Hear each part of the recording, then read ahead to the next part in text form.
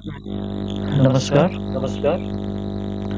विवेक दर्शन विवेक में दर्शन में हम लोग अभी हम लोग अभी स्वामी विवेकानंद स्वामी की विवेकानंद की वाणी और रचना, वाणी और रचना, जो जो अंग्रेजी में अंग्रेजी में complete works of complete Swami works of Vivekananda, Swami Vivekananda, Hindi में भी अलग हिंदी अलग में भी आंचलिक अलग अलग भाषा में, आंचलिक भाषा में, उनमें से उनमें से जो पृथक जो पुस्तक पृथक के आधार पुस्तक पे के उपलब्ध आधार है, पे उपलब्ध है, स्वामी विवेकानंद स्वामी की विवेकानंद की पत्रावली, पत्रावली, स्वामी स्वामी विवेकानंद विवेकानंद पत्रावली, पत्रावली, अर्थात अर्थात letters letters of Swami of Swami Vivekananda. Vivekananda. इसका हम लोग पठन इसका हम लोग पठन करेंगे। करेंगे।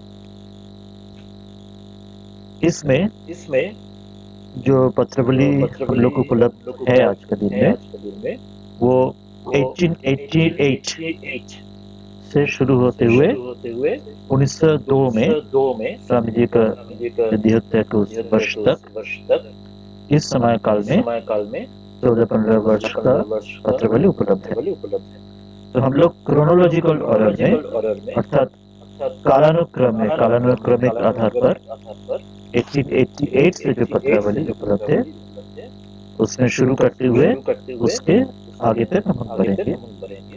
इसमें हम लोग एक इसमें हम लोग एक सोचे हैं सोचे हैं कि अलग अलग एक अलग एक अलग पत्रावली एक एक नहीं पढ़ पत्रावली के नहीं पढ़ के एक एक व्यक्ति एक को, एक व्यक्ति को, जो पत्रावली जो लिखा गया पत्रावली था, लिखा गया था, उसमें किसी व्यक्ति उसमें को किसी व्यक्ति को कम 2-4 कम दो चार 5-10 होंगे, 5-10 होंगे, किसी को किसी को 30-40 भी 30-40 या भी ऐसे या ऐसे पत्र होंगे। पत्र होंगे। इस आधार पे इस आधार पे एक एक व्यक्ति एक एक को जो व्यक्ति पत्र को जो लिखा गया पत्र है, लिखा गया है, उस पत्र उस को पत्र को कालानुक्रमिक कालानुक्रमिक अर्थात क्रोनोलॉजिकल ऑर्डर में, अर्थात उस व्यक्ति को सबसे पहले पत्र कौन सा, फिर उसके आगे का, फिर आगे का, वो भी उस पत्र का जो एक निष्कर्ष, उसका जो निचोड़, तो वो हम लोग पढ़ेंगे। हर एक पत्र अलग अलग ढंग से पाठ करके इसमें आलोचना नहीं करेंगे। हम लोग उसका जो मूल जो जो भाव, मूल वक्तव्य, वो हम लोग इस पाठ में हर एक क्लास में कोशिश करेंगे एक एक व्यक्ति का लिखा हुआ पत्र का कालानुक्रमिक पढ़ने के लिए। और किसी का प्रयोजन लगे तो एक की जगह ज़्यादा 2 क्लास भी करेंगे। हम लोग देखते हैं पत्रावली में या स्वामी विवेकानंद का जो वाणी रचना कंप्लीट वर्स में 6th वॉल्यूम, 6वां वॉल्यूम में, बंगाली में भी वही है और अंग्रेजी में भी 6वां वॉल्यूम 6th वॉल्यूम से पत्रावली का शुरुआत हुआ है। दूसरा आंचलिक भाषा में शायद दूसरा कोई वॉल्यूम में शुरू होगा। ये अपने अपने लोग अपने अपने भाषा का आंचलिक कंप्लीट वर्स देख लेंगे। तो हम लोग यहाँ पे कि स्वामी जी मूल उनका जो पत्र आइदर अंग्रेजी में या बांग्ला में ज्यादातर से उन्हें लिखा गया है, एक दो है उनका संस्कृत में या फ्रेंच में भी। तो इसलिए हम लोग मूल जो बांग्ला पत्रावली और मूल जो अंग्रेजी पत्रावली, इसी आधार पर ही हम लोग चर्चा को आगे बढ़ाएंगे। तो जो अंग्रेजी और हिंदी वाणी रचना कंप्लीट कोर्स में 6th वॉल्यूम से शुरू हुए उपलब्ध है। तो उसमें सबसे पहले का चिट्ठी 1888 को उपलब्ध है आज के दिन में, और वो उपलब्ध है श्री प्रमोददास मित्र, इनका लिखा हुआ। तो इनसे लिखा हुआ, तो कई पत्र उनसे होंगे 30 के आसपास। और तो उसमें प्रमोददास मित्र को स्वामी जी उत्तर दे रहा है या जो वक्तव्य बोल रहे हैं, उस पे एक उस समय का और उनका चर्चा का एक अंदाज लगता है। और जिस समय प्रमोदास मित्र के पास वो जो वाराणसी में रहते थे, जब उनके पास ही रहते हुए उन लोग चर्चा कर रहे, उस समय का तो हम लोग कुछ भी हम लोग नथी उपलब्ध नहीं है, पर चिट्ठी के आधार पर हम लोग कुछ सोच सकते, समझ सकते, जो कि क्या चर्चा उन लोगों को बाकी समय में भी होता था जब उन लोग एक साथ वाराणसी में थे और बाकी समय पत्र के दौरान। तो 88 का सबसे पहले पत्र उपलब्ध होता है अगस्त महीना में, 12 अगस्त को सबसे पहले पत्रिका हमारे पास जो उपलब्ध है आज के दिन में।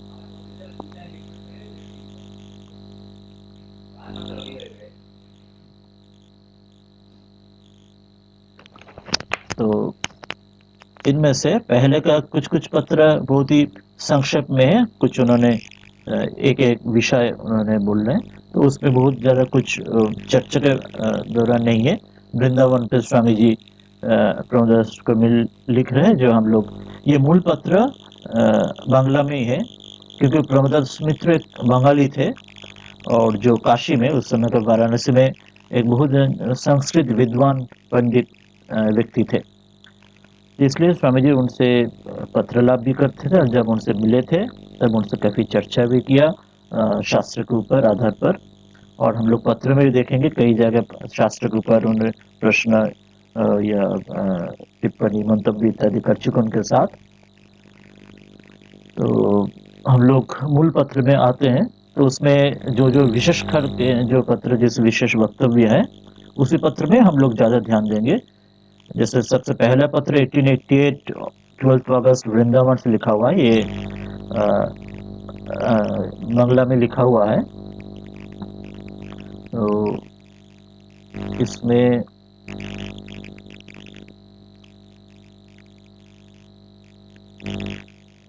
अंग्रेजी अनुवाद भी जो उपलब्ध है, तो इसमें स्वामी जी उस टाइम वृंदावन में थे। वृंदावन से स्वामी जी बोल रहे कि हम लोग अभी पहुंचने वाले हैं, वृंदावन के बाद आपके पास जाने को उनकी इच्छा व्यक्त कर रहे हैं, वृंदावन का विषय कह रहे। उस समय स्वामी जी उनका जो भारत परिक्रमा, भारत के जो परिव्राजन शुरू कर चुके थे, तो परिक्रमा के दौरान वृंदावन से काशी भी आएंगे और काशी से फिर आगे दूसरे जगह पे स्थान पर भी जाएंगे। तो पहले पत्र में वो हरिद्वार जाएंगे और इस विषय में भी उन्होंने एक विषय चर्चा कर रहे हैं। तो इसमें सिर्फ वही घटना का विषय नथिबद्ध है, इसमें चर्चा का खूब हम लोग आगे नहीं बढ़ेंगे। इसके बाद भी वृंदावन से ऐसे भी और एक पत्र है जहाँ पे स्वामी जी गंगाधर अर्थात स्वामी अखंडानंद जी, जिनके साथ प्रमोदास मित्र का परिचय भी था, उनके विषय में कह रहे। और इसमें भी हरिद्वार स्वामी जी गमन के इच्छा हो रहे, और बाकी कई जगह जाएंगे, इस विषय में स्वामी जी चर्चा कर रहे। वो भी अगस्त में, और कुछ दिन बाद 20 अगस्त में स्वामी जी बात कर रहे हैं। इसके बाद का एक चिट्ठी है जिसमें थोड़ा विशेष चर्चा हुआ है, उस चर्चा में हम लोग आएंगे, जो है वाराणसी मठ में स्वामी जी फिर जब आए हैं तो मठ से उन्होंने लिख रहे 19 नवंबर 1888 वृंदावन से लौटने के बाद।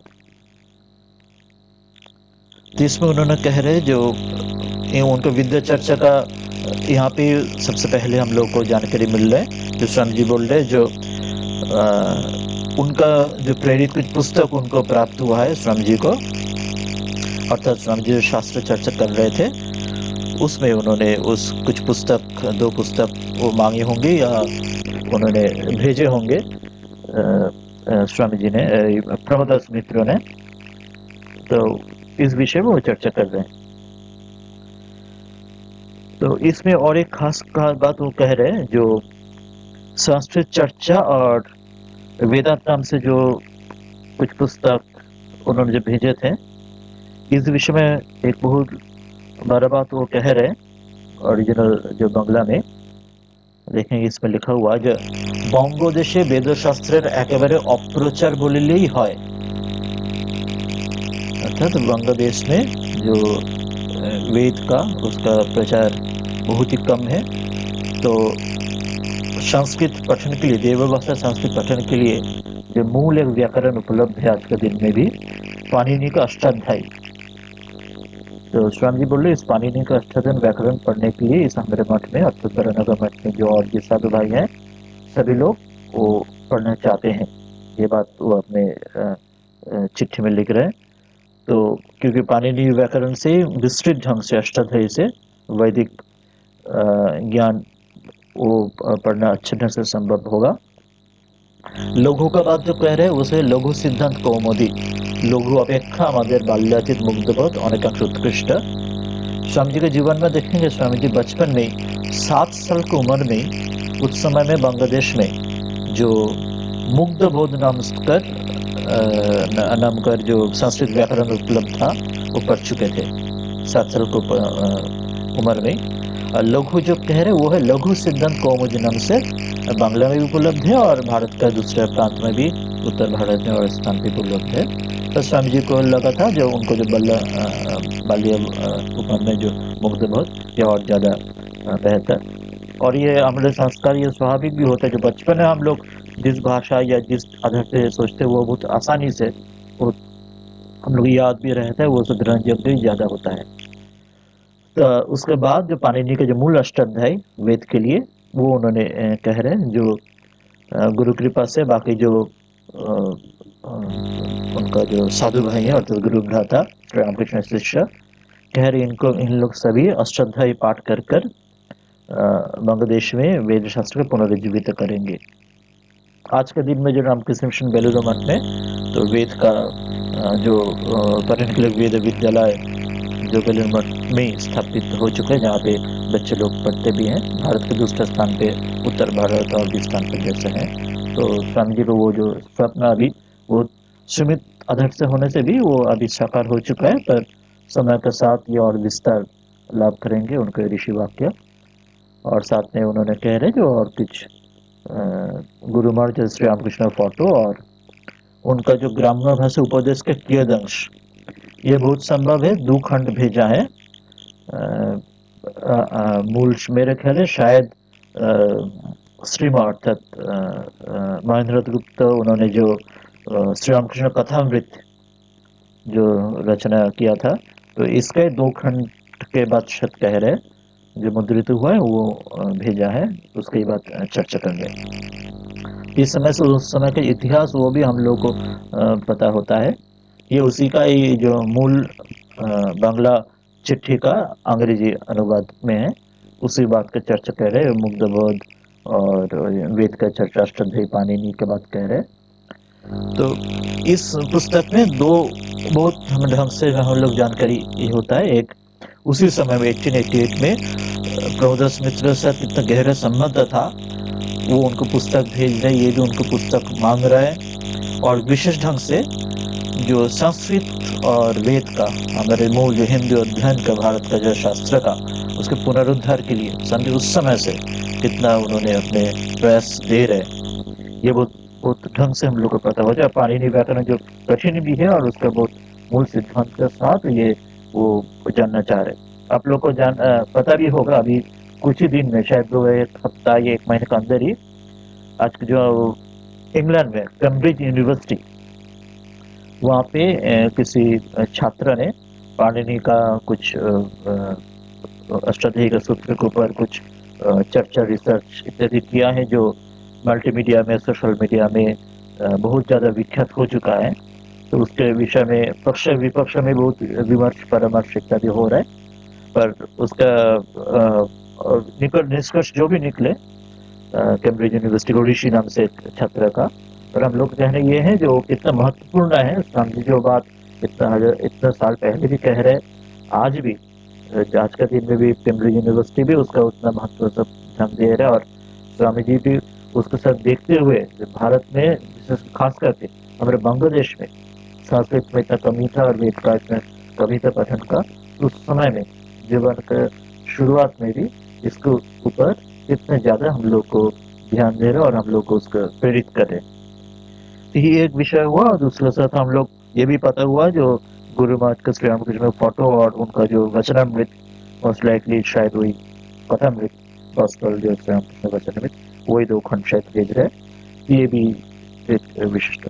तो शास्त्र इसमें से हम लोग को ये सीखने का योग्य है इस चिट्ठी से, जो संस्कृत जो पठन के लिए स्वामी जी जोर दे रहे यहाँ पे स्वामी जी जो कहा है बहुत ढंग से, जो हमारे मठ में जो लोग हैं वो लोग वो करेंगे। ये सिर्फ मठ का जो सन्यासी नहीं है, सारे बंगवासी सारे भारतवर्षी के लिए ये प्रयोजनीय है। तो हम लोग उतना पाणिनि भी नहीं पढ़ पाएंगे या मुग्धबोध या लघु सिद्धांत नहीं पढ़ पाए, तो तब संक्षेप में कम से कम अपने अपने आधार पर जो भी संस्कृत व्याकरण पढ़ के हम लोग अपने अपने में कोशिश कर सकते। ये हम लोग को कुछ उत्तरदायित्व बनता है स्वामी जी का संतान न होते हुए। तो अगली चिट्ठी वाराणसी से लिख रहे, उसमें भी बोल रहे कि पाणिनि पुस्तक भेज दिया है। देखिए प्रभुदास मित्र तुरंत उनको पुस्तक भेज दिया, उन्होंने कृतज्ञता दे रहे और स्वामी जी खुद बीमार भी थे, ये बाबा भी कह रहे और बोल रहे पाणिनि पुस्तक उनको मिल चुका है।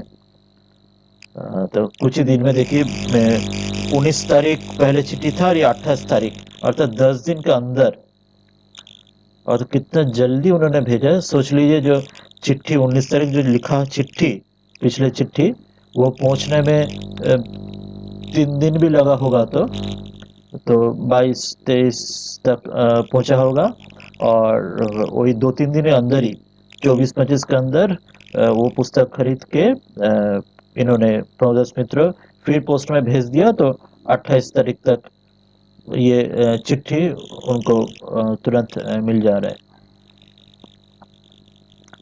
तो हम लोग आगे फिर आते हैं, आगे 14 फरवरी में अगली साल में जो चिट्ठी है, तो उस समय भी स्वामी जी तभी बरानगर में है, कह रहे जो अभी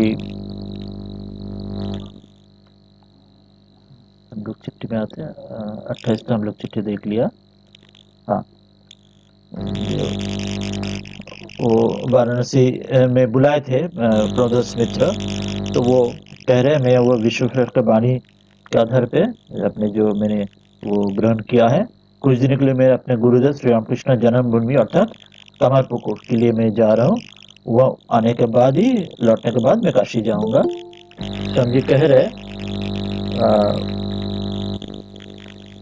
ये उनका शब्द देखिए, जो काशीपुरी और काशीनाथ दर्शने যাহার মন বিগলিত না হয় সে निश्चित पाषाणे निर्मित।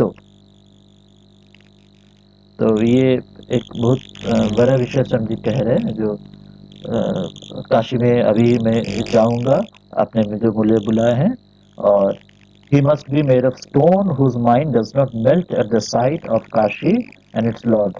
ये जो अनुवाद है, तो समझे जाने के लिए जो व्यग्र हो रहा है काशी कब मैं जाऊंगा, और उसमें ज्ञानानंद नाम से उस समय समझे परिचित जो सन्यास ले चुके हैं, तो उनके विषय में समझे परिचय हुआ, तो उनके विषय में समझे ध्यान दे रहे हैं। इस चिट्ठी में इतना विषय खास है जो काशी के लिए, वाराणसी विश्वेश्वर के धाम के लिए स्वामी जी के जो भाव, काशीपुरी और काशीनाथ दर्शने যাহার মন বিগলিত না হয় সে নিশ্চিত পাষাণে निर्मित।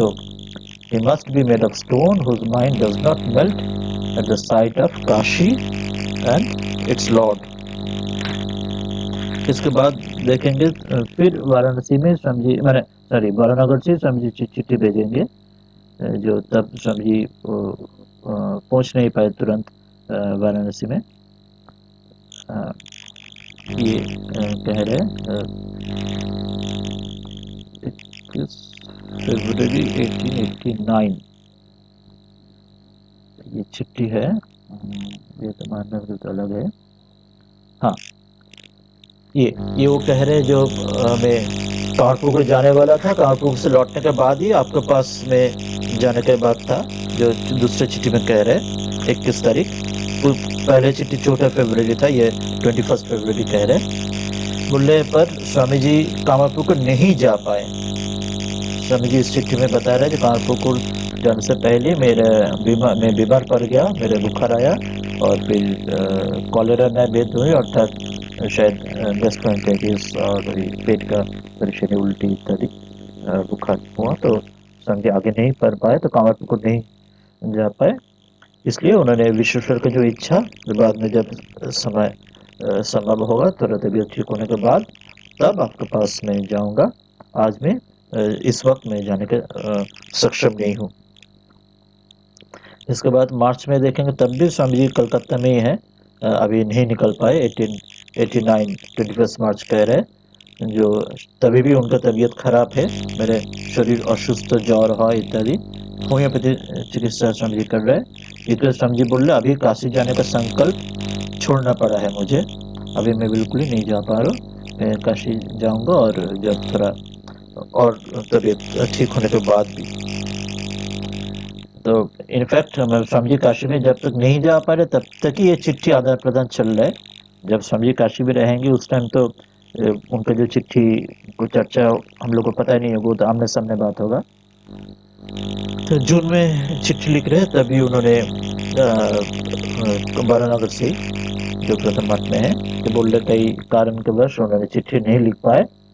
गंगाधर अर्थात अखंडानंद जी का खबर मिला है, और कोई गुरु भाई उत्तराखंड में है, 4 भाई 5 भाई उत्तराखंड में है, शिवानंद जी और भी लोग। तो वहाँ पे गंगाधर महाराज का विषय में, तिब्बत जाने के लिए बात, वो विषय में चर्चा कर रहे हैं। पर इसमें कह रहे जो लामा इन लोगों के साथ जो उनको स्वाभाविक जो बातें विषय कुछ खबर दे रहे, क्योंकि गंगाधर अखंडानंद महाराज जी के साथ प्रभुदास मित्र अच्छे से पहचानते थे। उसका दौरान ही उसके द्वारा स्वामी जी से परिचय हुआ था। जुलाई तक भी उन्होंने वही बात कह रहे, जो अभी में जाना संभव नहीं हो पा रहा है। और गंगाधर महाराज भी कहीं कई जगह पे अलग जगह उनके विषय भी कह रहे हैं। फिर अभी दोबारा ये कह रहे हैं जो काशी जाने की इच्छा, जो याद रखिए 4 जुलाई से हम ये चिट्ठी दे रहे हैं 1889। तो इससे ही हम लोग पता है जब 1902 का जो 4 जुलाई स्वामी जी का अंतिम जीवन का दिन रहेगा। तो इसमें 1889 4 जुलाई में कह रहा है काशी धाम में गमन करे, और वहाँ उनको से दर्शन और विश्वनाथ जी के दर्शन को उनकी इच्छा है, पर ईश्वर की इच्छा से कब संभव होगा वो कह नहीं पा रहे। ये चिट्ठी थोड़ा बड़ा है, पर उनको अपने मन का भाव कह रहे वो, जो एक बात कह रहे संस्कृत में, जो तच्चेत स्मरति नूनम अबोध पूर्वम भावस्थिराणि जननांतर सौहृदानी। इसमें भी ये तो उसका अंग्रेजी है, हम लोग इसमें आ जाते हैं 4 जुलाई में। तो ये श्लोक बोल रहे, ये कालिदास का शकुंतला, सभी ज्ञान शकुंतलम से श्लोक है। इसका अर्थ है it must be the memories unwittingly recalled of affinities firmly established in previous incarnations through depth of heart। अर्थ ये हुआ जो पूर्व जन्म में कोई हम लोग ने कोई देखे होंगे, उसमें जो स्मृति था, उस जन्म के आधार भी इस जन्म में जो सच आकर्षण दिखाई देता है। अर्थात हम लोग जो संसार में भी देखे, तो हम लोग कितना तो लोग स्वामी जी दूसरे लेक्चर में बोल रहे, एक दिन में हम लोग काम में, घर में, बाहर में शायद 100 लोग को से मुलाकात होता है, शायद कि और भी ज्यादा कम। पर दिन का अंत में उसमें से हम लोग ध्यान करके देखें तो उसमें शायद एक ही 2 लोगों का जो चिंतन, उसकी स्थिति हम लोग दिन का अंत तक ही रहते हैं। बाकी लोग कोई आते रहते हैं, पूरा उनका मन, उनका चिंतन कहाँ चले जाता है, मन में नहीं रहता है, जैसे आता है वैसे निकल भी जाता है। तो ये कारण शकुंतला कलिश कह रहे, शायद ये कारण होगा जो पूर्व जन्म में भी इनके साथ परिचय था, उस स्मृति के दौरान इस जन्म में जब एक बार परिचय हुआ, तब वो परिचय बहुत गहन रूप से आ गया। और जिसको पहले ही बार परिचय हो इस जन्म में, उसका उतना गहन रूप से, उतना उनसे मन उनका प्रति नहीं भागता है। तो ये बात कह रहे। फिर उनका साथ दर्शन और जाने के लिए फिर कह रहे, उनके साथ साधन का जो भी उनके चर्चा हुआ इस विषय में फिर कह रहे। उसके बाद फिर उन्होंने अपने जीवन के विषय में कुछ स्वामी जी बहुत ये जो अंश स्वामी जी कह रहे, बहुत ही गहरा बात स्वामी जी कह रहे। स्वामी जी बोल रहे जो पहले जो कुछ अब से परिचय हुआ है आपके साथ, इतने उपदेश, इतना कुछ अच्छा कुछ मिला है, आप इतना स्नेह मुझे करता है। मुझे कोलकाता में बहुत लोग और भी स्नेह करते हैं, पर उन लोगों के संग मुझे विरक्ति होता है, मुझे कष्ट देता है। पर आपके साथ जो संग मिलता है या आपके साथ परिचय बात होता है, उसमें मेरे कोई कष्ट या विरक्ति या कुछ परेशानी नहीं होते। मैं और चाहता हूँ आपके साथ। संजय कह रहे उनका अपना मन का विषय, ये हम लोग उनका जीवन देखेंगे तो जीवन ही हम देखेंगे। श्री रामकृष्ण आने के बाद जब उनका पिता का शरीर छूट जाए स्वामी जी का, फिर कितना परेशानी का अंदर उनको झेलना पड़ा था। उनका जो अपना परिवार, जो आत्मीय स्वजन भी उनका जो मकान इत्यादि लेने के लिए कोर्ट तक जाना पड़ा था। इधर स्वामी जी तब संन्यास ले चुके हैं, तो कितना परेशानी, दोनों एक साथ ध्यान रखना पड़ रहा है। और यहाँ पे भी अपने गुरु भाई को एक साथ रख के वो लोग भी अलग अलग बिछड़ ना जाए, घर लौट ना जाए, ये भी ध्यान रखना पड़ रहा है। तो इसको उनका जो विघ्न, जो स्वामी जी जो कह रहे हैं इस चिट्ठी के शुरू में और पिछले चिट्ठी में, जो कई कारणों से मैं व्यस्त था, मेरे मन में बहुत कष्ट हो रहा है, ये बात कह रहे हैं जो ईश्वर के मंगल हस्त में मेरे विश्वास नहीं गया है, शास्त्र में भी विश्वास है, पर मैंने पिछले 5-7 वर्ष, सोच लीजिए 1889 में स्वामी कह रहे हैं 84 से 5 वर्ष, 84 या 82 और भी 7 साल होगा। तो उस समय से मेरे जीवन में क्रमागत कितना बाधा विपत्ति परेशानी के साथ हुआ है। उन्होंने बोले मैं आदर्श शास्त्र मुझे मिला है। हम लोग जो उनके हिंदू अध्ययन हम लोग देखे हैं, जो स्वामी जी पाश्चात्य शास्त्र का अध्ययन के बाद उपरांत उन्होंने जो गीता उपनिषद ब्रह्मसूत्र ठाकुर के पास, श्री रामकृष्ण के पास अष्टावक्र संहिता इत्यादि वर्णन मठ में इतना शास्त्र उन्हें पठन कर चुका है। पाश्चात्य शास्त्र का साथ देखते हुए भारतीय शास्त्र का जो हिंदू शास्त्र में कितना महत्वपूर्ण है, आदर्श है, वो उन्होंने मिला है। स्वामी जी कह रहे बोले आदर्श मनुष्य भी मैंने আমি चोखे देखी अच्छी, अर्थात श्री रामकृष्ण उनको भी मैंने देखा हूँ, जो वो शास्त्र का जो वेदमूर्ति भगवान श्री रामकृष्ण, वो शास्त्र का आदर्श क्या हो सकता है, कि रूप क्या, वो भी दिखा है। पर पूर्ण भाव নিজে কিছু করে উঠতে পারছি না, यही अत्यंत कष्ट, यह जो तीव्र वैराग्य के हम लोग जो आदर्श तक हम लोग पहुंचने के लिए जो व्याकुलता, ये बात स्वामी जी कह रहे हैं। इसमें भी स्वामी जी परिव्रजक का सूचना दे रहे हैं, बोल रहे कलिकाता निकट থাকলে হবার কোনো उपाय देखी ना। कारण स्वामी जी बोल रहे जो विस्तृत रूप से उनका बात, जो मेरा माता और मेरे 2 भाई बच्चा है, और मेरा पहले अवस्था अच्छा था, और मेरे पापा का शरीर छूटने के बाद कखनो कखनो उपवासे दिन जाए, अर्थात कुछ खाने के लिए भी कुछ नहीं मिलता है। और मेरे ज्ञाति लोग, आत्मीय लोग, हम लोग और कोई पापा नहीं होते देखे हुए मुझे मेरा वासभूमि से और मेरे जो बेटे जहाँ पे जमीन से भगा दिया था, मुकदमा करके मिला है, पर मुकदमा करने के लिए सारे अपना जो भी पैसा था वो भी खत्म हो गया। तो अभी बोले उसको देखते हुए अपने कुछ करने के लिए रजोगुण से कुछ इच्छा लगता है, इसलिए मन में अंदर बहुत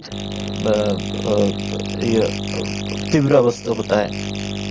इसलिए पिछले जो चिट्ठी में आप लोग याद रहेगा 26 जून का चिट्ठी में स्वामी जी बोल रहे थे जो मेरा আমার মনের অবস্থা খুব ভয়ঙ্কর, আমার শরীর মন্দ নাই কিন্তু মনের অবস্থা অতি ভয়ঙ্কর। तो भयंकर क्या है वो 4 जुलाई में इस चिट्ठी में स्वामी बोल रहे हैं, उत्तर दे रहे, जो इसी कारण में जो स्थिति में তাহাতে লিখিয়েছিলাম মনের অবস্থা বড়ই ভয়ঙ্কর। अभी मुकदमा जो कोर्ट केस खत्म हो गया, अभी कोलकाता में इन लोगों से देखभाल करके मैं यहाँ से चले जाना के चाहता हूँ। स्वामी जी गीता के एक श्लोक के साथ, जो सांख्य को 70 नंबर जो श्लोक है, आप मानव चल प्रतिष्ठन समुद्र वहाँ इत्यादि, उस श्लोक का यहाँ पे उन्हें उच्चारण कर रहे और उनसे आशीर्वाद मांग रहे हैं। इमिटेशन क्राइस्ट का एक वर्ड देके, for we have taken the cross, thou hast laid it upon us, and grant us strength that we bear unto death.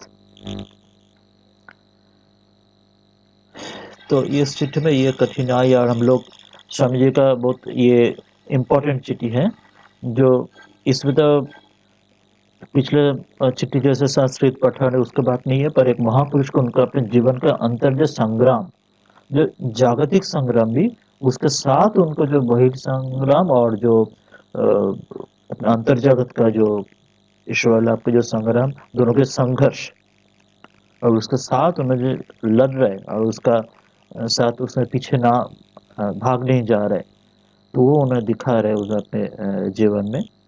तो ये चिट्ठी उस आधार पर स्वामी जी के जो हृदय, तो वो देखने के लिए ये चिट्ठी बहुत ही विशिष्ट है। एक इससे हम लोग अपने जीवन संग्राम में वो प्रेरणा मिलते हैं। ये बागदा जैसे स्वामी जी जो बलराम बसु का घर से ये चिट्ठी ले रहे। इसके बाद स्वामी जी फिर 14 जुलाई में चिट्ठी फिर देंगे, वही बाग बाजार से ही ब्रह्मदास मित्र का, फिर इसका आगे का बात बोलेंगे। हम लोग इमिटेशन क्राइस्ट में जो अंग्रेजी में पढ़ा उसका अर्थ इस स्वरूप है जे हे ईश्वर, हम लोग जगत का जो क्रूश, जो दुख, वो अपने सिर पे या उसमें लेके गया है, चला है।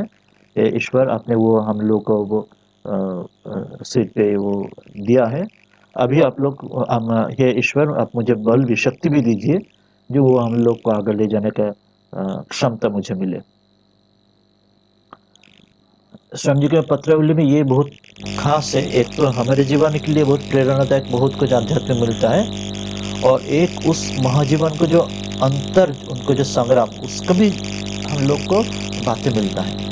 बाकी जो लेक्चर्स है, उनका जो लिखा हुआ जो आर्टिकल्स या जो उनका जो वार्तालाप से वो नहीं मिलते। इतने सबसे जो इंटीमेट बात इस पत्रावली में मिलता है, क्योंकि इसमें जब जिससे पत्रावली लिख रहे थे, उनके साथ स्वामी जी का जैसे संबंध था, जैसा खास संबंध था जिसका सत्य से, उससे अपने मन का, अपना मन का दुख, अपने मन का कष्ट, अपने मन का संग्राम, इतना अपने जीवन में संग्राम करते हुए सारे विश्व को जगत के किया दे चुके हैं।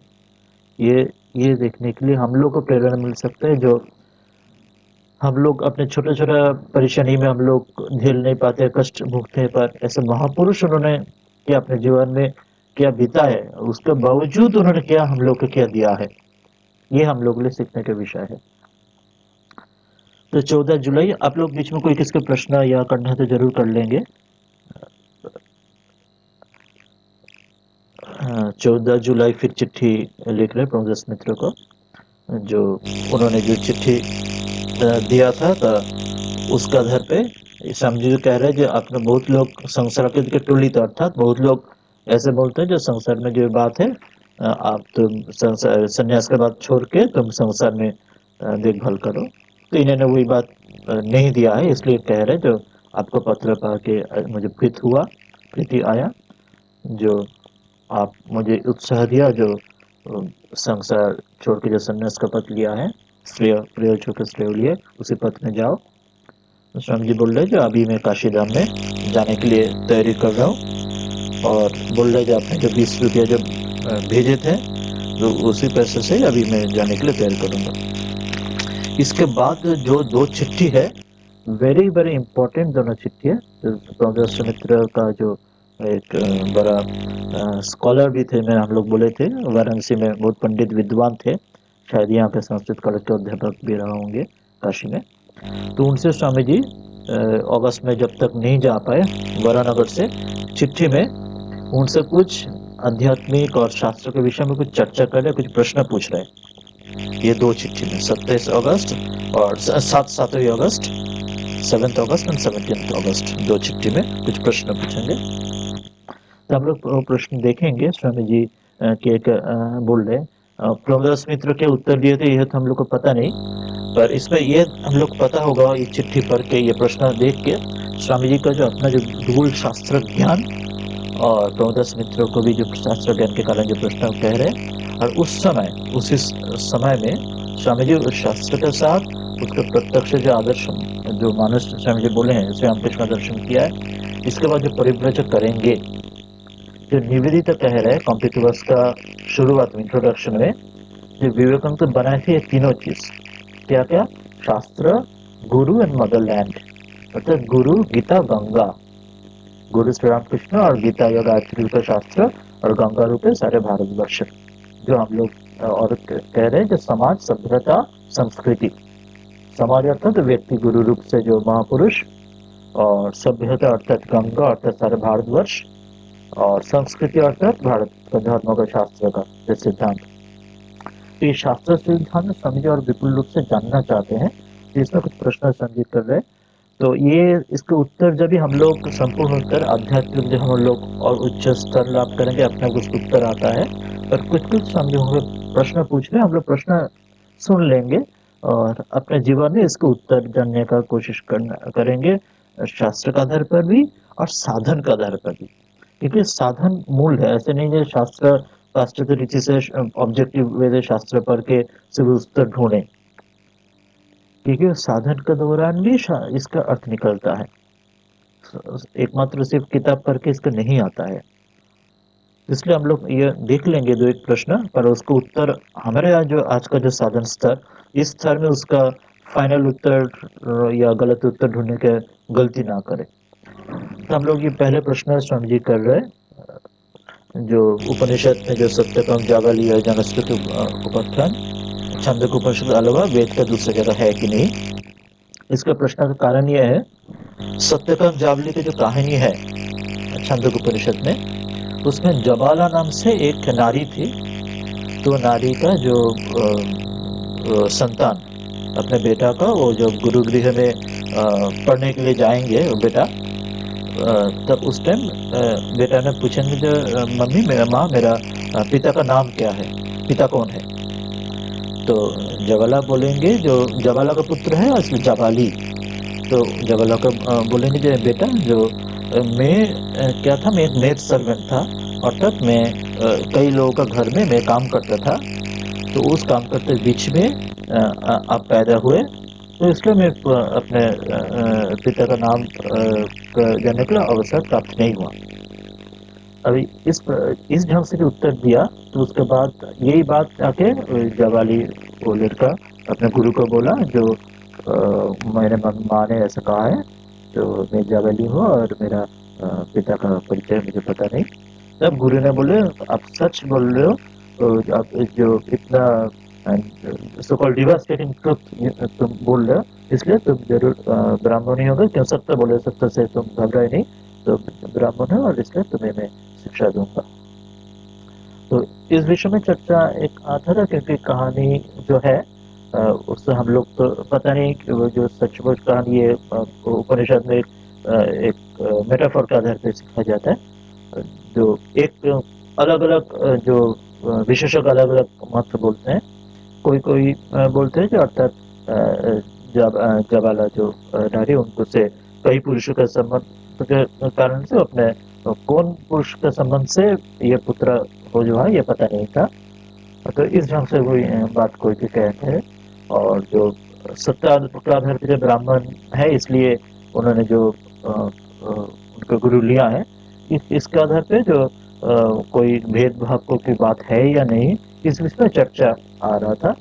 इसलिए वो उन्होंने ये प्रश्न पूछ रहे, क्योंकि इस प्रश्न का उत्तर अगर उत्तर तो क्रमदास मित्र जो भी दिए होंगे, तो दूसरे और तीसरा जो चौथा जो प्रश्न है वो उसका ही अंश आ रहा है।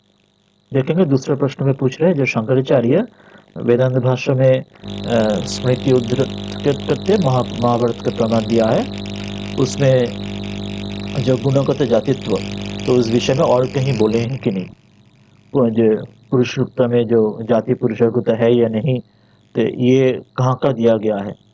अर्थात ब्राह्मण वैश्य क्षत्रिय वैश्य शूद्र इत्यादि कौन ब्राह्मण वेद पढ़ सकते या दूसरा शूद्र वेद नहीं पढ़ सकते, ये जो चौथा प्रश्न में वही बात कह रहे हैं। तो और उसमें जो कहा गया था, जो वो सत्य बोला था जबाली, इसलिए वो ब्राह्मण ही था, इसलिए उसका पढ़ने के लिए गुरु अनुमति दिया। तो इस विषय में उन्होंने जो प्रश्न आए हैं कहीं स्मृति शास्त्र में, शूद्र वेद नहीं पढ़ेंगे तो योग्य में अधिकार नहीं, तो उपनिषद पाठ्य अधिकार नहीं है। दूसरे में अर्थात ब्रह्म जिज्ञासा अर्थात ब्रह्म सूत्र में वहां पे दूसरा बात कह रहे हैं, जो वहां पे कह रहे हैं जो जो उपनिषद मंत्र ब्राह्मण नहीं पढ़ने से उपनिषद नहीं पढ़ सकते, ये प्रामाण्यता नहीं है, क्योंकि पूर्वापर भाव नहीं है। अर्थात वेद नहीं पढ़ के ही उपनिषद पाठ करके ब्रह्मज्ञान हो सकता है। अर्थात अलग भाव ये विषय कई कई जगह पर आ रहे हैं। तो इस विषय में वो कुछ प्रश्न पूछे, इसका उत्तर तो जो भी उन्होंने दिए थे, हम लोग के विषय में ये चर्चा है, ये हम लोग शिक्षण ये हमारे लिए है। जो हम लोग भी जो शास्त्र पढ़ते हैं, उस समय जो उस समय का जो भी संस्कृति था हजारों हजारों साल पहले, आज का जो संस्कृति आज का जो समाज है, उसमें आज का ढंग से हम लोग को उसका व्याख्या और उसका जो अर्थ उसका प्रयोग लेना चाहिए। जैसे उदाहरण स्वरूप आज का जो हम लोग जो शुरू में बोले थे वेद अध्ययन के विषय में, बेलूर मठ की जो हमारे जो वेद विद्यालय अभी है, उसमें आज के दिन में कोई इसमें कोई भेद नहीं है, जो सिर्फ ब्राह्मण ही वेद पढ़ सकता है या शूद्र वेद नहीं पढ़ सकता, ऐसा नहीं है। वहाँ पे कोई भी वाला कोई भी वहाँ पे वेद पढ़ सकते हैं। इसलिए समय के पहले जो भी उनका समय जो भी रहा होगा, उत्तर इसका उत्तर जो भी रहा होगा, आज का दिन ना हम लोग उसका समय के साथ में स्मृति शास्त्र जैसे परिवर्तन होते रहता है, हम लोग आज के दिन में कालानुरूप उसका प्रयोग लेंगे। और फिर इमिटेशन क्राइस्ट जिसका हम लोग पहले पिछले चिट्ठी में स्वामी जी कोट किए थे, उसके बाद कह रहे हैं जो उनका स्वामी जी उस समय में ये किताब बहुत ही पढ़ते थे और उन्होंने कुछ अंश अनुवाद भी किए थे, तो उनका जो त्याग वैराग्य से भक्ति तो बहुत अच्छे ढंग से ये स्वामी जी ये बात भी कह रहे हैं।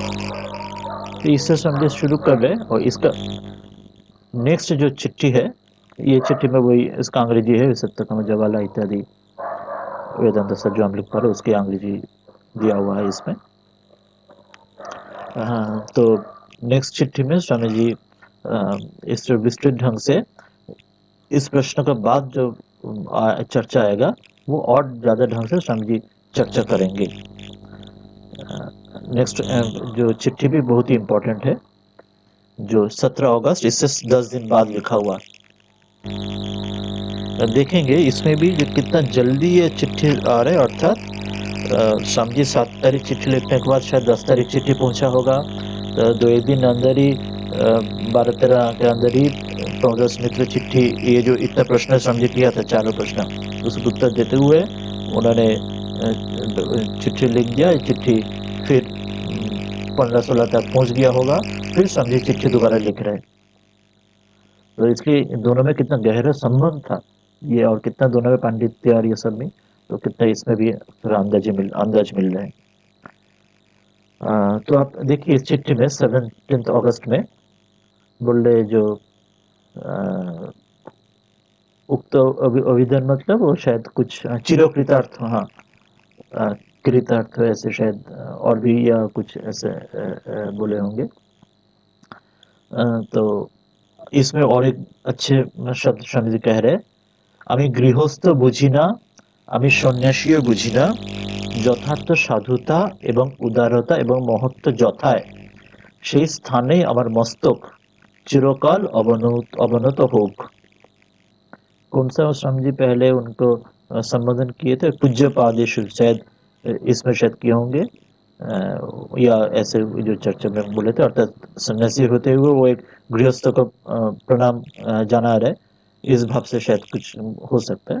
तो स्वामी जी वही बोल रहे, मैं गृहस्थ सन्यासी नहीं समझता हूँ, जहाँ पे उदारता साधुता महत्व देखेंगे वहाँ पे मेरा मस्तक अवनत होगा। तो आप जैसे महात्मा और मुझे होना चाहिए। और ये भी कह रहे मेरा जो ब्राह्मण जातीय गुरु भाई, अर्थात जो जिस गुरु भाई सन्यासी लोग जो ब्राह्मण थे पहले सन्यास से पहले, वो लोग भी आपको साष्टांग प्रणाम जाना आ रहे हैं, ये बात स्वामी जी कह रहे हैं। अभी स्वामी जी उसको उत्तर के विषय में बोल रहे, पिछले जो 4 प्रश्न बोले आपने जो उत्तर दिया है उसमें ऐसे मेरे एक चीज है, मेरा जो भ्रम, मेरा जो गलती था वो संशोधन हो, इसलिए मैं ऋण आपको से ऋणी रहा। और भी कुछ प्रश्न मेरा था, तो वो प्रश्न ये स्वामी जी 2-3 प्रश्न ये पूछ रहे इसमें, जो उसमें से स्वामी जी कंपेयर कर रहे हैं जो ग्रीक लोग जो स्पार्टन या मार्केंडस में वहाँ पे भी जो साथ में ये कंपेयर करके पुराने ये बात चर्चा कर रहे हैं। पर उसके साथ यहाँ पे नया कुछ प्रश्न उन्होंने विस्तृत ढंग से प्रश्न कुछ कर रहे हैं। एक तो वर्णाश्रम धर्म जो स्वामी जी बोल रहे हैं, जो ये सामाजिक नियम गुण कर्म प्रसूत, ये बात उसमें लिखा गया है, गीता में भी है, गुण कर्म विभागत, जो चतुर्वर्ण माया सृष्टम, गीता में गुण कर्म विभागत, गुण कर्म के अनुसार चतुर्वर्ण नियम के ये वो आधार नहीं है, जन्म के आधार पर नहीं है, तो ये हो सकता है बाद में इसका परिवर्तन आया होगा। पर उसमें से किसी को ऋषि बनने में आप देखेंगे किसको माना या किसी का कोई नहीं था। जैसे अपना वाल्मीकि हम लोग पता है, वाल्मीकि रत्नाकर दस्यु था, पर वही वाल्मीकि बाद में ऋषि जब हो गया रत्नाकर से वाल्मीकि बने। इसलिए हम लोग पहले जो भी गुण कर्म हो या जातीय आधार पे जिस ढंग से जन्म के आधार पे भी हुआ होगा, जिस ढंग से वर्णाश्रम होगा उसमें भेद नहीं था, सभी के लिए ऋषित्व था। ब्राह्मण वेद पढ़ के ऋषि बनेंगे, पर जो शूद्र वेद नहीं पढ़ेंगे वो भी ऋषि बन सकता है।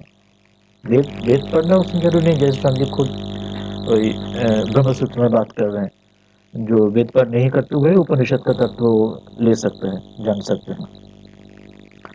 तो इसलिए कह रहे जो जिन्हें नैष्कर्म निर्गुण प्राप्त होती इच्छा करें तार जाति भाव जाति इत्यादि भाव मन में आनंद ना नहीं आना चाहिए। আমার মনে কোনো পক্ষপাতিত্ব নেই, संजी कह रहे जो पहले जो भी कारण हो चुका है वंशगत हो और स्पार्टन ने जो पार्किंग देश का साथ कह रहे जो हमारे देश में भी शूद्र को बहुत अत्याचार हुआ है, बहुत ये कारण तो सही है, सह करेक्ट है। और स्वामी जी बोल रहे भी हैं भारत का जो पतन का जो मूल जो कारण एक जो शूद्र होता है जो गरीबों के ऊपर जो उनको दबाव देना और नारियों के ऊपर, इन दोनों के ऊपर कारण जो masses poor people and women इनके ऊपर जो ऑपरेशन ये भारत का पतन का एक मूल कारण है। तो इसमें जो भी हम लोग अपने सभ्यता हम लोग जो हिंदू धर्म में जो गलती कर चुके हैं तो उससे हम लोग आगे बढ़ना चाहिए, वहां से हम लोग बेहतर होना चाहिए। तो ये हम लोग की शिक्षण ये यहाँ पे है। तो फिर अभी नया प्रश्न फिर कर रहे हैं, इसमें भी कई प्रश्न हैं तो हम लोग से प्रश्न पढ़ लेंगे, क्या उत्तर था हम लोग को पता नहीं, पर इसमें सिर्फ अपने अपने विचार शैली अपने ढंग से हम लोग उपनिषद ब्रह्मसूत्र गीता इत्यादि जो शास्त्र पढ़ेंगे अध्ययन करेंगे, हमने मन में भी नया प्रश्न आता है, नया नया जब पढ़ते हैं बहुत पुराने विषय के ऊपर में जब जानकारी नहीं होता है बहुत बहुत एब्सर्ड ये बहुत कुछ हमें लग सकता है।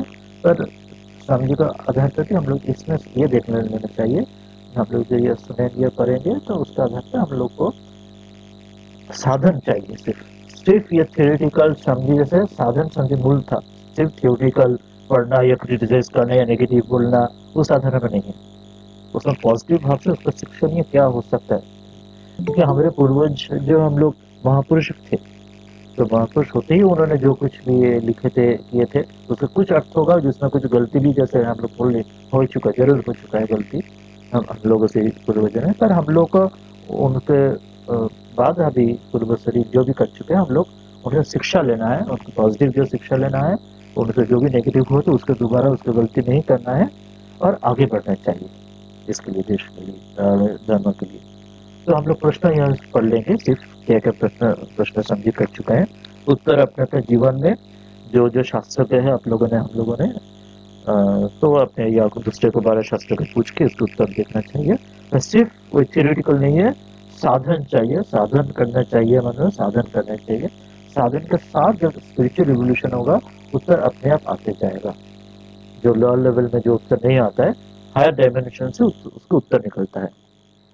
तो पहले प्रश्न क्या है जो वेदांत सूत्र में अर्थात ब्रह्म सूत्र में जो मुक्ति की बात किया गया है और अवधूत गीता अर्थात अवधूत गीता या और अष्टावक्र संहिता और इत्यादि और भी जो इसमें शास्त्र में जो निर्वाण की बात कहा गया है। अवधूत गीता जो भागवत में है जो अवधूत के 24 गुरु वेरी फेमस आप लोग पढ़े होंगे, तो उसमें जो निर्वाण की बात कहा गया और वेदांत सूत्र जो मुक्ति एक ही अलग है ये प्रश्न पूछा ये उस टाइम शास्त्र चर्चा के दौरान तो ये एक ही है, पर उस समय के स्वामी जी का जो चर्चा है उसके विस्तृत में और ढंग से, क्योंकि शास्त्र में पंचदशी इत्यादि में कहा गया है जो ब्रह्मज्ञानी आत्मज्ञान उनका भी अलग अलग ब्रह्म ज्ञान का कुछ भाग नहीं है पर उनका जो शक्ति उसका अलग भाग है, जैसे ब्रह्मविद ब्रह्मविद वर ब्रह्मविद वरियान ब्रह्मविद वरिष्ठ, तो ये भाग है उनका शक्ति के आधार पे, और उनका नॉलेज जो मुक्ति का जो स्टेटस वो एक ही रहता है, उसमें कोई कम ज्यादा नहीं होता है। पर ऐसा जैसे अवतार में भी एक ऋषि होता है, एक अवतार होता है, एक सिद्ध पुरुष होता है, पर मुक्ति सबके लिए हुआ सबके लिए ज्ञान आया, पर उनका रेंज ठाकुर जैसे उदाहरण देते हैं जो कुछ लकड़ी अपने आप गंगा में जा सकते हैं पर उसमें कुछ बैठे तो लकड़ी डूब जाता है, और कुछ बड़ा बड़ा लकड़ी खुद भी तैरता है और दूसरे को भी तैर लेता है, दिस द डिफरेंस। तो अपने आप को तो तैरने के लिए सभी सक्षम है पर दूसरे को तैरने के लिए there should be more power, तो उसमें डिविजन है, पर अपने तैरने के लिए जो मुक्ति या मोक्ष वो एक ही है। तो ये प्रश्न था समझी का। फिर दूसरे सूत्र के एक समझी कह रहे सृष्टि वर्ग सूत्र में जो इस भाव का जो पूर्वभान के ये जो बौद्ध सूत्र का आधार पर इसमें जो निर्वाण के विषय में उसमें क्या चर्चा है, तो इसमें भी और जो हम लोग गैर से जो चर्चा कर पाएंगे इस शास्त्र में तभी हम लोग अपने तरफ से उत्तर सोच सकते हैं या साधन के साथ, नहीं तो सिर्फ थियोरिटिकल हम लोग जो पढ़े नहीं या बौद्ध शास्त्र उसके साथ गैर से अध्ययन नहीं किया तो ऊपर ऊपर इसका नहीं बोल सकते। चौथानिर्देव के ऊपर भी वो प्रश्न कह रहे जो द्वैतवाद जो व्यासदेव का जो व्यास सूत्र अर्थात ब्रह्म सूत्र वेदांत सूत्र में कहा गया है, किंतु भाष्यकार अर्थात शंकराचार्य उन्होंने अद्वैत किया है। ये मैं मुझे नहीं पता नहीं ये सत्य है या नहीं है, ये पूछ रहे हैं। कह रहे चैतन्य के साथ प्रकाशानंद सरस्वती का विचार हुआ है, उसका भाष्य भी उनका मत में था। इसमें भी चैतन्य देव के जो बाद में जो चैतन्य देव जो अचिंता भेदव तत्व जो बाद में बन चुका, तो इसमें भी अवतार जो खुद आते हुए जो उन्होंने ठाकुर जो कह रहे हैं वो तीनों भाव में रहते थे, अर्धबाह्य दशा, बाह्य दशा, अंतर्दशा। अंतर्दशा में अद्वैत भाव में जो एकीभूत होते रहते थे, द्वैत भाव में जो बाह्य दशा में बाहर में सबके साथ वार्तालाप में, और अर्ध बाह्य दशा उसमें से वो जो नृत्य गीता थी उसमें रहते थे। इसलिए उनका भाव में तीनों ही रहता था। पर साधारण मानुष के लिए उस समय वो जो समय में आए थे बांग्ला में जो मुस्लिम शासन के अनुसार में कितना हिंदू लोग मुस्लिम हो रहा था अत्याचार के दौरान, चैतन्य देव आके अवतार आके उन लोग को फिर वापस लाए, वैष्णव करके फिर हिंदू धर्म में वापस लाए। उस समय के लिए उनका द्वैत के रूप से जो इस आसान तरीके से सभी को लाने के लिए, तो ये उन्होंने प्रैक्टिस अप्लाई किया है। और बाद में समय के साथ पुस्तक में कई अलग अलग रहता है। मैं पुस्तक का नाम बोलूंगा, स्वामी शारदानंद जी जो माँ का श्रीमद शारदा जी के शिष्य, उनका लिखित एक पुस्तक है चैतन्य जी का जीवनी, स्वामी श्री चैतन्य नाम से ये पढ़ सकते। उसमें वो विस्तृत ढंग से चैतन्य जी के जीवन का प्रामाणिक ग्रंथ है, स्वामी शारदानंद जी का लिखित श्री चैतन्य जी के जीवनी, उद्बोधन कार्यालय प्रकाशित, अंग्रेजी हिंदी या बांग्ला में भी उपलब्ध है। फिर बौद्ध लेके फिर भी और कह रहे हैं जो आचार्य अर्थात शंकराचार्य का बौद्ध कह रहे हैं, तो प्रज्ञापारमिता बौद्ध ग्रंथ में उनका प्रच्छन्न बौद्ध पंचदेशकार बोल रहे बौद्ध शून्य ब्रह्म एक ही है। तो इस विषय में वो जो बाह्यिक जो आइडियोलॉजिकल ये तर्क, और उसके साथ मैं वही बात दोबारा कहूँगा, हमारे साधन के साथ ही इसका मूल उत्तर नहीं होगा, नहीं तो बाहर का लेके आजकल का जो स्कॉलरली जैसे होगा जिसका अंतर कुछ अंतर शून्य होता है वो नहीं होना है। तो हम लोग को साधन चाहिए, तभी इसका चर्चा के साथ हम लोग आगे बढ़ पाएंगे। फिर वेदांत सूत्र में भी जो वेद का जो प्रमाण ईश्वर का प्रमाण के साथ जो आर्गुमेंट सर्कल संजू का कहना है, तो वो बात दोषयुक्त है कि नहीं, ये भी बात भी कह रहे हैं। इसमें भी सिर्फ एक ही बात वो कहना है, जब देखेंगे छांदोग्य उपनिषद में जो तत्वमसि जहाँ कहा गया है, जो 7-8 के कई उदाहरण के साथ उनको पिताजी श्वेतगति को कह रहे जो तत्वमसि वही हो, जो समझ नहीं पा रहे, तब पिताजी बोल रहे जो श्रद्धा वत्स, हे वत्स, हे बेटा तुम श्रद्धावान हो। श्रद्धा आने से अभी 6 नंबर जो बात करें, विश्वास करते मतलब श्रद्धा, श्रद्धा लाओ तभी तुम समझ पाओगे, नहीं तो समझ नहीं पाओगे। ये बात कह रहे हैं जो श्रद्धा के साथ होगा तभी उसका अर्थ समझ में आ जाना चाहिए। हाँ, पर यहाँ पे उसलिए कि स्वामी जी कह रहे हैं जो वेदांत में विश्वास और श्रद्धा का बात बोल रहे हैं, पर जहाँ पे दूसरा मतवाद देखे वहाँ पे उन्होंने तर्क जाल से किया है। तो कपिल का सांख्य उनके साथ भी विरोध आया है, तो इन लोग कौन ठीक समझते थे या वैद्य भी गलत नहीं समझे, इसका प्रमाण क्या है। तो ये जो कूट तर्क जो काफी आ रहा है, तो इसके लिए जो बाद में भी वो बात आएगा, प्रमदास मित्र कहेंगे। और हमारे लिए वही बात है, इस एक स्थिति में जो समझ में नहीं आता है, जैसे मैथमेटिक्स में बचपन में हम लोग जो मैथमेटिक्स भग्नांश इसके साथ करते हैं, ये एकदम छोटे बचपन में तो एकदम 1 2 3 4 गिन के करते हैं, वही बड़े होने के बाद एरिथमेटिक करते हैं, वही मतलब और बड़े होने के बाद अलजेब्रा एक्स वाई इसके साथ करते हैं, फिर और बड़े होने के बाद कैलकुलस इत्यादि करते थे। इसलिए हमने जो इवोल्यूशन जैसे होगा, तब एक समय का जो प्रश्न ये जो आएगा वो अपने आप निरस्त होते जाएगा, वो अपने चित्त शुद्धि के साथ होता है, सिर्फ थ्योरेटिकल नॉलेज में नहीं होता है। पर इसका भी एक जरूरत है उस समय के लिए, पर श्रद्धा उसको चाहिए, उसके साथ फिर आएगा। फिर न्याय के ऊपर और भी प्रश्न कुछ कह रहे हैं आप, तो उपदेश वाक्य शब्द इत्यादि जो इसमें जो अलग अलग शास्त्र में या अलग अलग पुराण में कई कहानी का आधार पे पृथ्वी का त्रिकोण वासुकी इत्यादि जो कहानी थियोलॉजी बताया गया, ये स्वामी जी को उस टाइम थोड़ा मन में लगा। और ये सब स्वामी जी, ये सब जो स्थिति, ये जो स्तर, इसमें बाद में पार कर चुके थे। आप लोग को पता है जब बाद में समझो लेक्चर दे रहे थे तो धर्म का 3 स्तर कह रहे हैं। एक फिलोसफी सबसे ऊपर में, उसके नीचे थियोलॉजी, सबसे नीचे रिचुअल। फिलोसफी वेदांत का जहाँ पे ये सब कहानी कुछ नहीं है। जो उत्तम उच्च स्तर के इंटेलेक्चुअल नहीं है उनके लिए थियोलॉजी कहानी के आधार पर, जैसे त्रिकोण वासुक इत्यादि।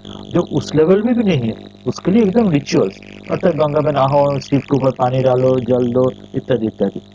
ये अलग अलग इंटेलेक्ट का स्तर के ऊपर, इवोल्यूशन के स्तर के ऊपर रहता है। और समझिए शुरू में पढ़ रहे हैं उसमें उनका जो मन में प्रश्न जाग रहे हैं तो इनको कह रहे हैं। तो वह भी हम लोगों को भी साधन के आधार पे फिर वो उत्तर आएगा। फिर प्रश्न क्या दे, ईश्वर शुभ शुभ कर्म अपेक्षा करें तो तब उनको उपासना में क्या लाभ क्या है, अर्थात वही प्रश्न जो ईश्वर जब है तब इतना दुनिया में इतना दुख क्यों है, तब ईश्वर जो दुख पार क्यों नहीं कर पा रहे, जो वो तो ईश्वर है ही, तब क्यों सब अच्छा नहीं कर पा रहे जरा। जो एक बचपना जैसा जो प्रश्न जैसे आता है पर साधन के साथ वो भी आता है। तो ये सारे प्रश्न स्वामी जी उस समय के लिए वो उनके साथ क्रॉस वेरीफाई कर रहे हैं। ये सब प्रश्न तो हमारे हम लोगों का भी ये शिक्षणीय है। हम लोग अपने जीवन में जो प्रश्न उठता है तो उसका भी अपने साधन के साथ साथ स्वामी जी देखेंगे, जैसे उन्होंने इसके पार जा चुके हैं, हम लोग के लिए जरूरी है उसी ढंग से। फिर मधुपर का प्रथा, उसमें भी मांस इत्यादि का बात है, अर्थात श्राद्ध में मांस निवेदन, और ये प्रश्न जो वैदिक प्रथा था, इसमें भी कोई प्रश्न है तो वही मांस में कोई कोई कहते हैं इट वॉज अ बफेलो, कोई कहते हैं बीफ, कोई कोई ये भी बोलते हैं जो हमारे पहले में ये इसका प्रचलन था। जो बौद्ध धर्म आने के बाद बीफ हिंदू धर्म में निषिद्ध हुआ, ये भी चर्चा में आता है। पर ये भी पक्ष विपक्ष में अलग अलग चर्चा है पंडितों में। तो पर इसमें जो मधुपर को जो कहा गया है, इसमें अश्वमेधम गवालंबम संन्यासम फलपैतृकम, तो इसका अर्थ वही है जो उस जो गोवध का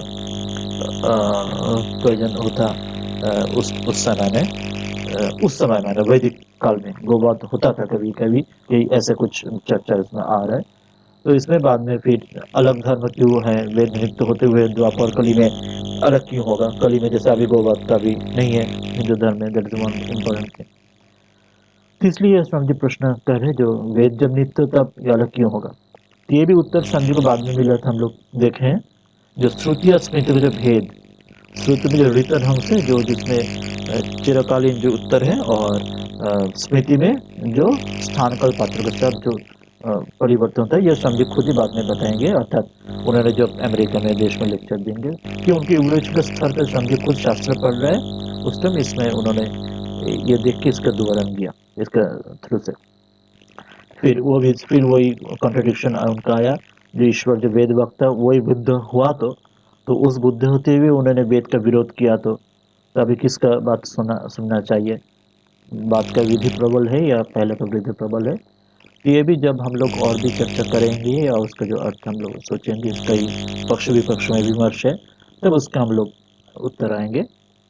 फिर तंत्र में भी वही बात कह रहे, कली में वेद मंत्र निष्फल है, तो तंत्र शिव का रचना कहा जाता है, तो शिव का तब कौन बात मानेंगे, तब वेद मानेंगे या तंत्र में वेद के विरोधी है बात मानेंगे। फिर कह रहे हैं जो वेदांत सूत्र में व्यासदेव कह रहे हैं जो वासुदेव का जो चतुर्भुज उपासना का बात ठीक नहीं है, अब उस व्यासदेवी भागवत में उसमें उन लोग को उपासना को महत्व दिया है। तो इसमें स्वामी जी खुद बोल रहे थे व्यासदेव क्या पागल है क्या, तो एक ही व्यक्ति दो जगह दो ढंग का बात कह रहे हैं। तो इसमें बात यह भी है कि एक तो व्यासदेव नाम एक ही है, वो एक ही व्यासदेव दोनों ही यहाँ की नहीं कि अलग लोग थे, ये भी प्रमाणित नहीं है। कोई कोई कहते हैं व्यास एक टाइटल जैसे था, तो जो भी लिखते थे वो उनका व्यास नाम रखते थे, और कोई कोई कहते हैं ना वही व्यास है, एक ही व्यास है ये परंपरा में। तो ये अलग अलग चर्चा है, पर एक ही बात है क्योंकि प्रयोजन के अनुसार में स्वामी जी का खुद जैसे हम लेटर्स और वाणी में विपरीत धर्मी कॉन्ट्रडिक्टरी स्टेटमेंट कहीं पे मिलेगा, और अलग अलग कॉन्टेक्स्ट में होता है स्थान काल पात्र के आधार पर। उसी ढंग से इसलिए व्यासदेव का जो ब्रह्मसूत्र में उन्होंने एक ढंग का वचन दिया है, भागवत में जहाँ पे उन्होंने प्रेम भक्ति का भाव दे रहे हैं वहाँ पे दूसरे हैं, क्योंकि ब्रह्मसूत्र में उन्हें तत्व का प्रतिष्ठा प्रमाण कर रहे हैं, और भागवत में जो साधन का बात दिया जा रहा है जो प्रेम भक्ति में, उसमें तत्व का प्रमाण का प्रूफ का बात नहीं है, practical aspect how to reach that goal वो दे रहे हैं। इसलिए वहाँ पे वो कह रहे हैं कई संदेह मेरा है, तो आप मुझे इसमें संदेह से दूर करें। फिर ये प्रश्न करके मेरे ख्याल है आज 1 घंटे हुआ, तो आज इसमें ही हम लोग कंप्लीट करेंगे। तो प्रभुदास मित्र लेके दूसरे एक दिन फिर हम लोग क्लास करना पड़ेगा। तो ये इंग्लिश में वही जो प्रश्न है जो हम लोग पढ़ा था, ये मुक्ति और जो जो हम लोग पढ़ा चैतन्य के विषय में, निर्वाण के विषय में, आचार्य शंकर के तंत्र के विषय में, वेदांत सूत्र के विषय में अंग्रेजी में, और सांख्य न्याय कपिल का विषय में, न्याय का विषय, और हम लोग दुर्गा का जो गाना बोल रहे वो मधुपर का इस विषय में, और तंत्र का कोली युग में, ये सारे प्रश्न। तो आज हम लोग 1 घंटे होगा, मैं इसके साथ यहाँ ही समाप्त करते हैं। अगले दिन इसके आगे का जो ब्रह्मदास मित्र को लिखित जो चिट्ठी है उसके हम लोग आगे फिर करेंगे। आज ये अंत करते हैं, और आपको किसी को कोई कुछ बताना या चर्चा करने या बोलना, प्रश्न या कोई विचार रखना होगा तो कोई बोल सकते हैं, नहीं तो यहाँ हम लोग अंत करें।